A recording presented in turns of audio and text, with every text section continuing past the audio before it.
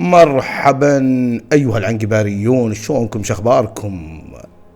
اليوم حط لكم هالمنظر هذا علشان شوي نخفف الضغط. قبل شوي يعني أنا صار لي يومين شوي كذا مشدودة أعصابي، وسويت تصرف هذا شوي نوعا ما نقدر نقول عنها سخيفة. بعد ما راجعت نفسي وقعدت أقول يا ربي صاير ايش فيني أنا؟ أقل حاجة قاعد أعصب، أتنرفز، أتحسس، عرفت؟ وانا قاعد افكر كذا في لحظة صمت اخذت سيارة ورحت الين الكورنيش، جلست على البحر. قلت انا ايش فيني؟ لازم اجلس مع نفسي. ودائما اذا شفت ضغوطات الحياة وياك كذا روح اجلس لحالك، تكلم مع نفسك، اعرف ان عندك مشكلة اكبر منك ما انت قادر تسيطر عليها. فانت لا تروح لي. في بعضنا يختاروا هذه اختيارات طبعا على حسب الظروف، يروح الواحد يفضفض له، يشغل له اغنية، يسوي. لكن اللي اكتشفته اللي هو شنو، احنا نحاول ان احنا نقيد انفسنا بشيء معين، بينما احنا نحتاج ان احنا نتحدث مع انفسنا، نجلس مع انفسنا كذا ونسولف ونتكلم ونشوف شو المشكلة. تقول لي ليش؟ لان ما في اصدق من نفسك ويا نفسك. شلون؟ تخيل نفسك كذا قاعد وقدامك نفسك تعرف اللي انت فيها. اسمح لي معليش، الكلام نوعا ما يحتاج الى تخيل. لما تتخيل نفسك قدامك وتسأل نفسك اسئلة وتجاوب، بتعرف ان كلامي صحيح، لانك ما تقدر تكذب على نفسك. هذا الوصف اللي قلت لك قبل شوي. اجلس مع نفسك، اسأل نفسك المشكلة وين. انا اكتشفت قبل شوي اني انا مقيد نفسي ومقيد سعادتي بأمور معينة. إذا صارت أنا اليوم سعيد، ما صارت أنا إنسان غير سعيد. لا تقيد نفسك، حاول تعيش بهذا الكون الفسيح بكل ما فيه.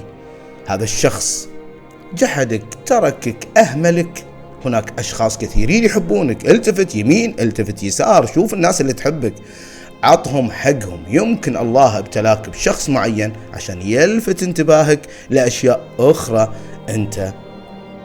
أنت ناسيها، أنت مهملها. فأنا الآن أقول لك اجلس مع نفسك.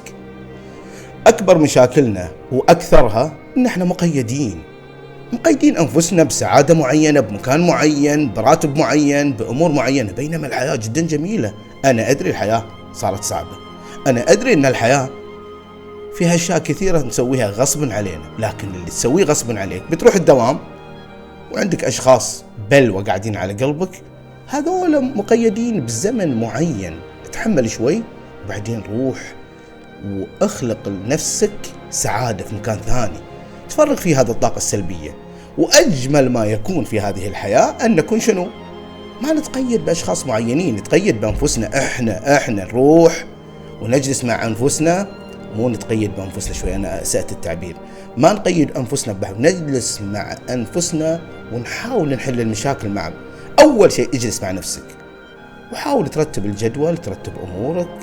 ترى الحياة جدا جميلة، لا تتقيد بأحد.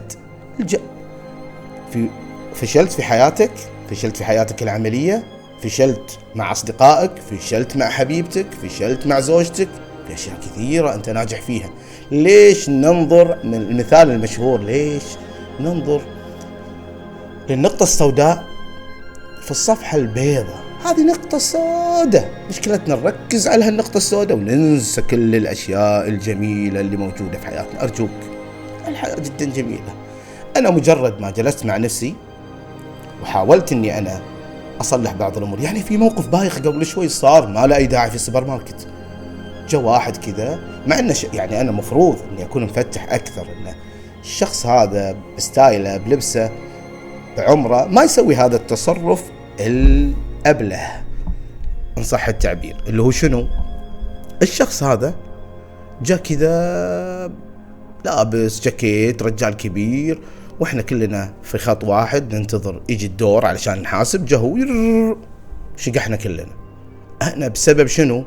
بسبب اني كنت متنرفز، بسبب اني كنت معصب ما عليك. جاء وشقح. انا الموقف ما يستاهل، عصبت على طول وتنرفزت وقلت له انت حين من عطاك الحق انك انت تشقحنا كلنا وتروح وتروح تحاسب. الرجال عطاني نظرة، يعني اسمح لي، وانا احييه على اعصابه. لو واحد غيره كان على طول عصب علي، كان قال لي انت وش دراك. رد علي المحاسب قال له ناسي بس البيض، راح يجيبه وبيرجع. استصغرت نفسي، يعني قلت شو السالفة؟ ليش قاعد اسوي في نفسي كذا؟ ليش كبرت المشكلة وهي مو عادية؟ يا اخي طنش، واحد ما يفهم خله يروح. من هنا عرفت ان عندي انا مشكلة، اللي هو شنو؟ انا شوي نوعا ما منكتم، انا شوي نوعا ما معصب، ضغوطات الحياة مأثرة علي، متحسس كثير. رحت جلست بيني وبين نفسي، واول حاجة قررتها اني انا اجي امسك هذا المايك واعبر عن مشاعري. ارجوكم كل من يسمعني، انت انسان جميل، انت انسان كفو، انت انسان حباب. روح اكشخ، البس، اقعد، سوي الشيء اللي انت تحبه، راح تشوف الجانب اللي في الحياة جميل. انت اللي مقيد نفسك بامور معينة في حياتك. اتمنى ان رسالتي وصلت. ايها العنقباريون، لا تنسى اللايك والاشتراك، واتوقع استاهل على هالمنظر الجميل. خليت شوي تبرد على قلبك. احبكم كلكم، في امان الله.